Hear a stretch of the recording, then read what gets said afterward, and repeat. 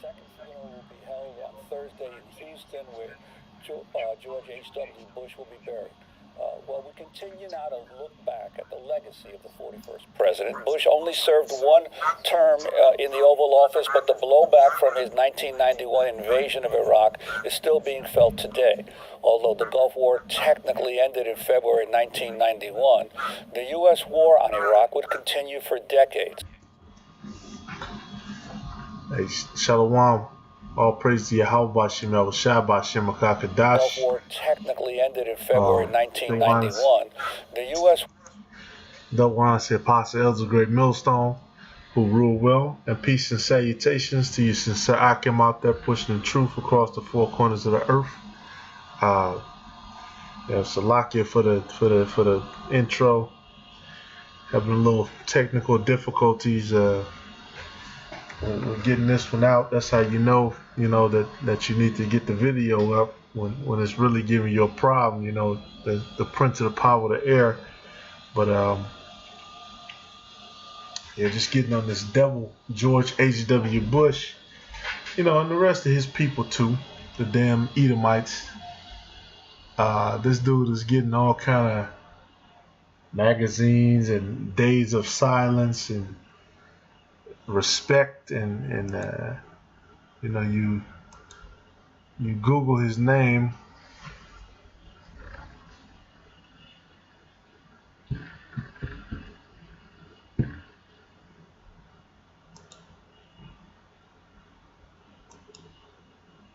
Man. So like it.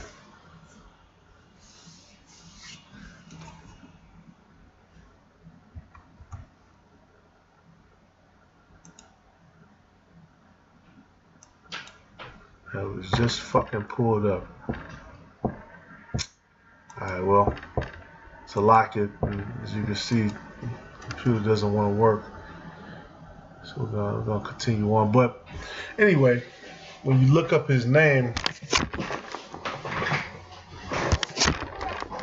and apologies again, when you look up his name though, you Google his name, you can do a quick Google search of his name. You got all kind of, every news outlet paying homage. They showed the ceremony where all the living presidents are there, showing their respect. His son Obama, Clinton, and of course the current president Donald Trump. And this man did nothing but unleash hell on not only the other nations, the heathens, but the Israelites too. War on Iraq would continue for decades, first in the form of devastating sanctions, and then in the 2003 invasion launched by George H.W. Bush's son, George W. Bush. Thousands of U.S. troops and contractors remain in Iraq today. We look back now at a largely forgotten aspect of Bush's war in Iraq, the vast domestic propaganda campaign that occurred in the United States before the invasion began. The story centers on a young Kuwaiti woman named Nayyirah. On October 10th, 1990, the 15-year-old girl gave riveting testimony before Congress about the horrors inside Kuwait after Iraq invaded. Mr. Chairman and members of the committee, my name is Nayyirah, and And just one thing I want to say too. Whenever you look at Esau and you look at his media, which most of his media was considered liberal media, it's not until the time where they have a conservative president until they start releasing and revealing a lot of this information. So whether you be a liberal or conservative, if you're an Edomite, you're a devil. Came out of Kuwait. My sister, with my 5-day-old nephew, traveled across the desert to safety. There was no milk available for the baby in Kuwait. They barely escaped when their car was stuck in the desert sand, and help came from Saudi Arabia. I stayed behind and wanted to do something for my country. The second week after an invasion, I volunteered at the Al-Adan hospital with 12 other women who wanted to help as well. I was the youngest volunteer. The other women were from 20 to 30 years old. While I was there, I saw the Iraqi soldiers come into the hospital with guns. They took the babies out of the incubators. Took the incubators and left the children to die on the cold floor. It was horrifying. I could not help but think of my nephew. Now, a lot of people get mad at the Israelites because they'll say, well, look, you guys are old-fashioned, you're old, you're not with the times. But one thing about the scriptures, when you had a witness, it had to be a man. Okay, only a man could give a testimony, because only testy, that goes back to testicles. It had to be men as witnesses and also as giving testimony of something. And you're about to see why. Naira's testimony was rebroadcast across the country and marked a turning point in public opinion on going to war. President George H.W. Bush repeatedly cited her claims. They had kids in incubators, and they were thrown out of the incubators so that Kuwait could be systematically dismantled. 3 months after Naira testified, President George H.W. Bush launched the invasion of Iraq. But it turned out Naira's claims weren't true. No human rights group or news outlet could confirm what she said. It also turned out Naira was not just any Kuwaiti teenager. She was the daughter of the Kuwaiti ambassador to the United States, Saad Nasir al-Sabah. She had been coached by the public relations firm Hill & Knowlton, which was working for the Kuwaiti government. We're joined now by the journalist who first revealed Naira's identity, Rick MacArthur, the president and publisher of Harper's Magazine, the author of the book Second Front, Censorship and Propaganda in the 1991. As we said, this is... So just to summarize, and I don't want to make this a whole Democracy Now! Video, but to summarize, basically, one of the main reasons the U.S. went to war, they went into Iraq. They went into war with Kuwait, which that was I believe that's Operation Desert Storm, and that was the reason for going into the Middle East. And out of that, we know, of course, they used that to stir up different political regimes.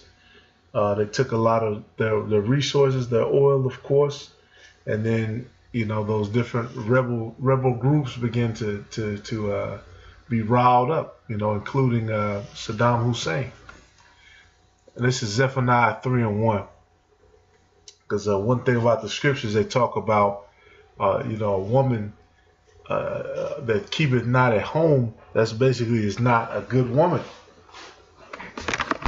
And this particular place, which in the scripture, America is also known as the great whore. They keep not at home. They're we're all over the world in somebody else's business. Calling ourselves enforcing laws or enforcing Christianity or whatever the fuck philosophy they're coming with. But if you look deeply into America, they don't even enforce that shit with their own people. This is Zephaniah 3:1. Woe to her that is filthy and polluted, to the oppressing city. Yeah, the oppressing city. She obeyed not the voice. She received not correction. She trusted not in the Lord. She drew not near to her God. Now we know, of course, this is talking about Israel. But, hey, this can apply to the wicked as well. It says what? Her princes within her are roaring lions. Her judges are evening wolves. They gnaw not the bones till the morrow. Her prophets are light and treacherous persons. Her priests have polluted the sanctuary. They have done violence to the law. Yeah, everything that they're doing here, all things attributed to the wicked. Okay, and Esau, of course, they study the Bible and they follow suit. It says, I'm going to jump down to verse 6. I have cut off the nations, their towers are desolate. I made their streets waste, that none passes by. Their cities are destroyed, so that there is no man, that there is none inhabitant. I said, surely thou wilt fear me, thou wilt receive instruction, so their dwelling should not be cut off. Howsoever I punished them, but they rose early and corrupted all their doings. There you go. So just like it said, man, there was once a time where the Lord kicked the ass when we dealt with all of these nations, when we dealt with Moab, when we dealt with Esau, we dealt with Ammon, when we dealt with all the sons of Ham, when we dealt with Japheth, when we dealt with whoever. You know, like I said, the Lord said, I made their streets waste. The Lord, at a certain point, these Edomites were driven into the caves like dogs. You know, it's a time when Job said, look, I would not even allow them to be with the dogs of my flock. And now look at these people. You know, all because Israel couldn't they couldn't obey the commandment of the Lord. And that's why these times are so important, because this is it. This is the final go around unto the kingdom. These are the end of days.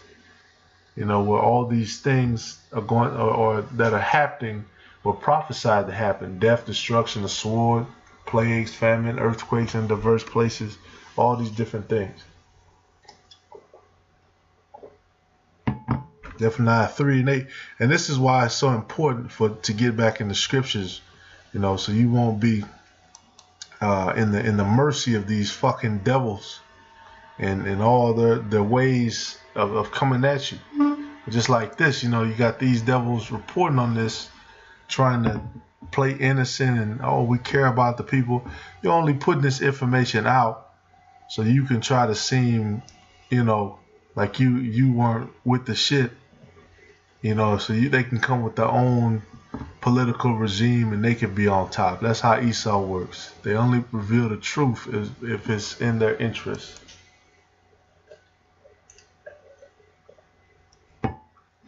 This is verse 8. Therefore wait ye upon me, saith the Lord, until the day that I rise up to the prey. For my determination is to gather the nations, that I may assemble the kingdoms, to pour upon them mine indignation, even all my fierce anger, for all the earth shall be devoured with the fire of my jealousy. There you go. For them will I turn people to a pure language, that they may all call upon the name of the Lord, to serve him with one consent. And that pure language is what? It's the Hebrew. It's the Hebrew. Even if you, oh, now I don't want to work. But even if you click on these and you go into the, see, that's fucking Satan.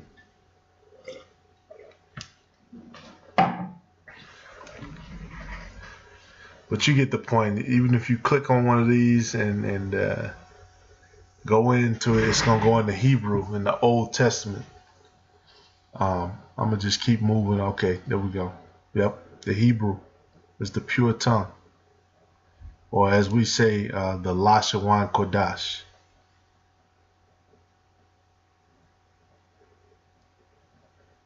So, and this is what we're waiting on, man. We're waiting him to drive away the enemy. But just I'm gonna get back to it, because they do cover a lot of important information. That's crazy. As a turning point, you have this teenager, this girl saying she witnessed this, that Iraqi soldiers came into Kuwait and ripped babies out of Kuwaiti incubators. But she was only referred to as Naira at the time of the testimony. It wasn't Naira al-Sabah, so you would know that she's the daughter of the Kuwaiti ambassador, who also... Not here, right? Correct. That's all part of the propaganda plan is to maintain her anonymity to protect her and her family against reprisals in Kuwait. That was the cover story. But of course, nobody bothered to try to find out who she really was. They just bought the story hook, line, and sinker, even though at the time there were a couple of human rights investigators who were becoming suspicious. I got onto the trail after the war, unfortunately, and was able to run down what really had happened, which was that Hill and Knowlton selected her as a persuasive witness to this atrocity, and it was all part of a campaign to turn Saddam Hussein, at least in the public consciousness, into Adolf Hitler. And the feeling was that they couldn't sell the Gulf War without this. In other words, they had to cheat to win. And that's what interests me about the eulogies for George Bush. He's being presented now as this paragon of kind of WASP respectability and integrity, old school, when in fact he had a violent side to him, a very angry and violent and ruthless side to him. And when you see him doing the propaganda, using the Hill and Knowlton disinformation, you see a side of a politician that's kind of ugly. And we're still, as Juan said, we're still living with the consequences of our having placed troops in Saudi Arabia, because that's what sets off bin Laden finally. And Rick, in terms of most people... And that's exactly correct. All the problems that we're going through right now, they can be traced back to certain events that were manipulated by Esau. Okay, that just like they said, that entire testimony, which was given by a woman, it was false. They only gave her first name. They didn't give any background on her. They didn't look into who she was, where she came from. Showing you know, Esau's full of shit. And come to find out, she's the daughter of the Kuwaiti ambassador. So they have political interests in lying and sending the U.S. in to fight against Iraq. And that's insane. That people, you know, that people would be persuaded by that. I mean, you can see how people could be persuaded by that, but they didn't look into any background information on who this person was. Okay, and then, you know, that hatred that Esau has for us as well as the other nations, boom, there you go. Because Esau's blessing was the sword. This is Isaiah 29:10. You know, because we're getting on Esau, but shit, the main focus is Jacob. The main focus is waking up our people. Isaiah 29:10, for the Lord hath poured out upon you the spirit of deep sleep, and have closed your eyes, the prophets and your rulers, the seers have he covered. And the vision of all is become unto you as the words of a book that is sealed, which men deliver to one that learns, saying, read this, I pray thee. And he said, I cannot, for it is sealed. And the book is delivered to him that is not learned, and saying, read this, I pray thee. And he saith, I am not learned. Wherefore the Lord said, for as much as this people draw near me with their mouth, and their lips do honor me, but have removed their heart far from me, and their fear toward me is taught by the precept of men. Therefore, behold, I will proceed to do a marvelous work among this people, even a marvelous work and a wonder.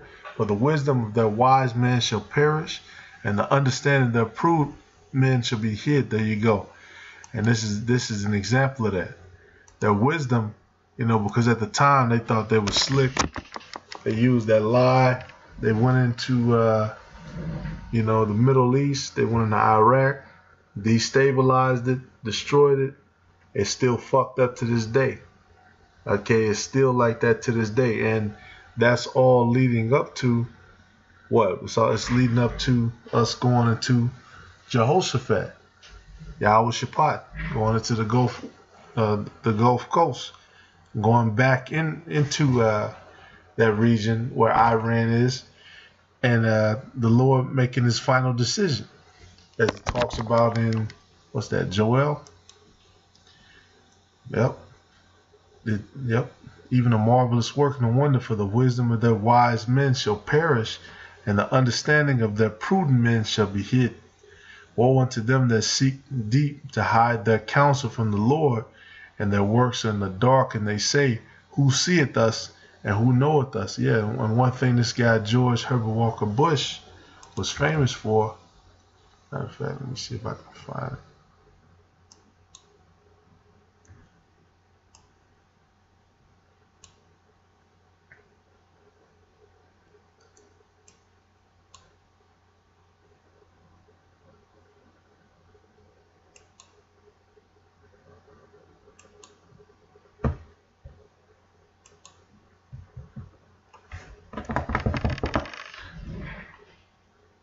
And another thing while this is loading up, the Lord is using these Edomites to tell on each other and put the truth out there. The Lord can speak through these Edomites. But just real quick.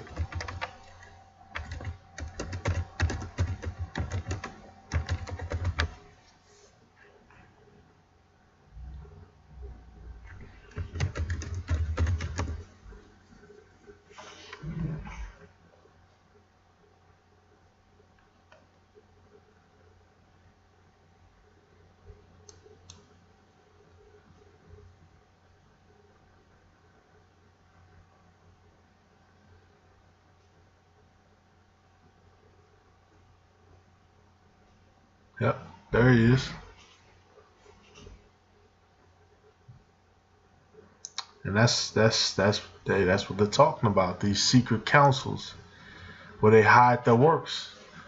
Because another thing about this guy George H.W. Bush, he was the only president to also be the head director of the CIA. He's the only president to do that. And what they were saying was the people who work for the CIA, a lot of those people come directly out of Skull and Bones. These secret societies, secret occultic societies that Esau has. You know, and that's a heathen custom. You know, everything that was done, you can read through the scriptures, everything that was done through the church and the temple is supposed to be done in the light and not in the darkness. You know, the scriptures are very, very clear on doing works of darkness, doing things in the darkness.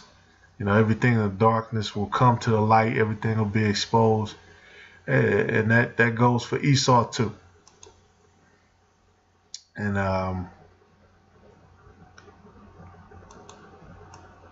you know, they got a lot of his works up. Cause this devil, he did a lot. But even before he did that, real quick, I'll make this too long. Maybe I'll split it up.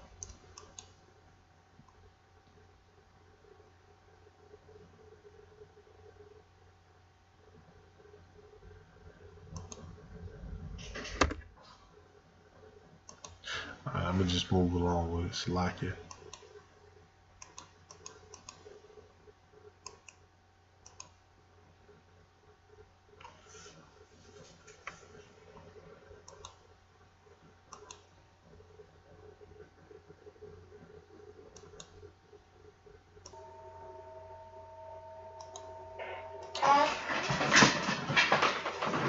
Okay, it's working better. Okay, this is he went into Kuwait. I believe that was excuse me, he went into right, they went into to Kuwait, where Iraq invaded Kuwait. And they got into war with them in 91. But no, here's Esau the devil, 89. It says, this is real quick. George H.W. Bush was the only president in U.S. history to serve as CIA director, a role that would come to define his career in politics. He once described the intelligence agency as part of my heartbeat. Bush Sr. was at the helm of the CIA from January 1976 to January 1977.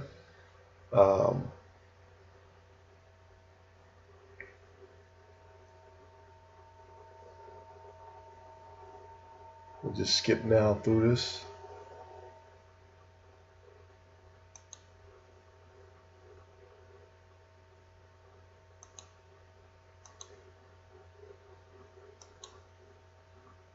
Because another good source on this too is a documentary. I believe they have it on YouTube. It's called The Panama Deception, showing how they were using laser guided missiles. They were using stealth bombers, and they were actually using lasers because they were talking about they found cars and different things that have been cut perfectly in half as if a laser cut them in half. And so, and this wasn't just the U.S. versus the military forces. This was against civilians as well.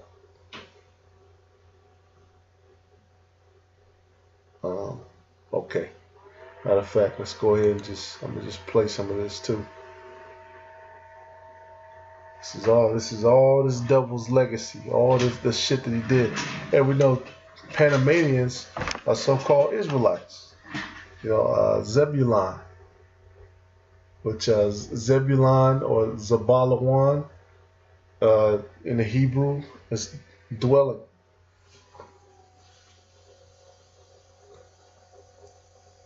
That video I don't want to play either. That's okay. But I'm gonna just close it out with one more scripture. You go on YouTube. You can look all this stuff up.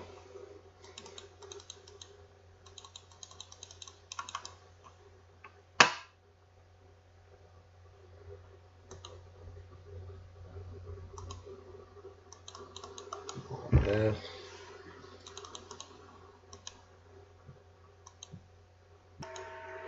Here we go. This is Psalm 64 and 2. Matter of fact, 64 and 1. Hear my voice, O God, and my prayer preserve my life from fear of the enemy. Hide me from the secret counsel of the wicked, from the insurrection of the workers of iniquity, who whet their tongue like a sword and bend their bows to shoot their arrows, even bitter words. That they may shoot in secret at the perfect, suddenly do they shoot at him and fear not. They encourage themselves in the evil matters. They commune of laying snares privily. They say, who shall see them? They search out iniquities. They accomplish a diligent search, both the inward thought of every one of them and the heart is deep. There you go. And that's the case with these Edomites. Like this fucking devil. They go into these different countries. They research these leaders. They figure out who they are, who their enemies are, how they can play them against each other. And then they go in and they steal. And they kill and rob and destroy. And then come back here and tell their kinsmen a bunch of lies and bullshit. The peons of them at least. And they eat that shit up. Okay, and they think this place is some kind of great, wonderful utopia. Just real quick on Panama. The U.S. invades Panama in an attempt to overthrow military dictator Manuel Noriega, who had been indicted in the U.S. on drug trafficking charges and was accused of suppressing democracy in Panama and endangering U.S. nationals. The Panamanian Defense Forces were promptly crushed, forcing the dictator to seek asylum with the Vatican Nuncio in Panama City.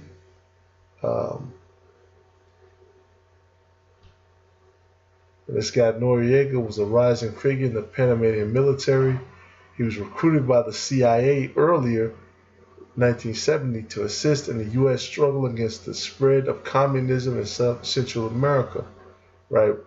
Noriega became involved in drug trafficking and in 1977 was removed from the CIA payroll. So for 7 years he was on the payroll for the CIA.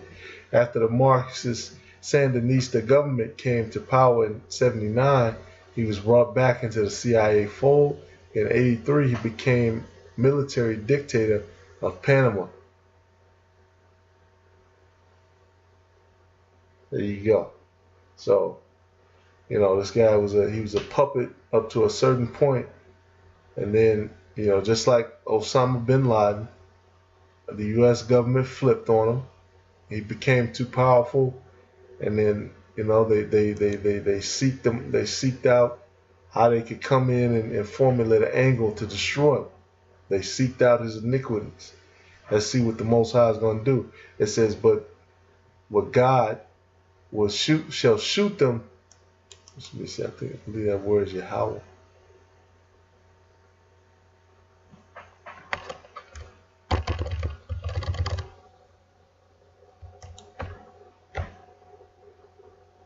That's okay. Well, the Most High shall shoot at them with an arrow.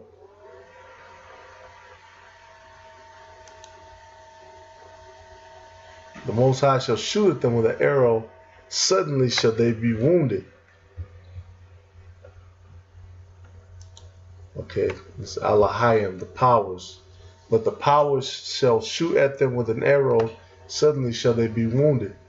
So they shall make their own tongue to fall upon themselves. All that see them shall flee away. There you go. And that's what's happening now. The tongues are falling back on themselves. All these articles are written mostly by Edomites, giving an account for the different workings that this guy was doing. And that, for some reason, as you can see, it was never reported. It was suppressed. Because this guy was still roaming around. And just like, it's not the same situation, but just like Suge Knight, it was a lot of shit that he was doing, and he was out and about wreaking havoc, so people didn't want to talk about it, but now he's locked up. People are giving up all the stories. And that's the same with this guy. And so with that being said, man, because it's one more, 1 John 5:19, and we know that we are of the Most High, and the whole world lieth in wickedness. So there you go. We are the Most High, the whole world lieth in wickedness, and it's going to continue to do so, and we're going to continue, Lord willing, to blow the trumpet and to call out Esau, and to continue to edify the body. That being said, all praise to Yahweh Bashem Yahushua Bashem Akakadash. Shalom.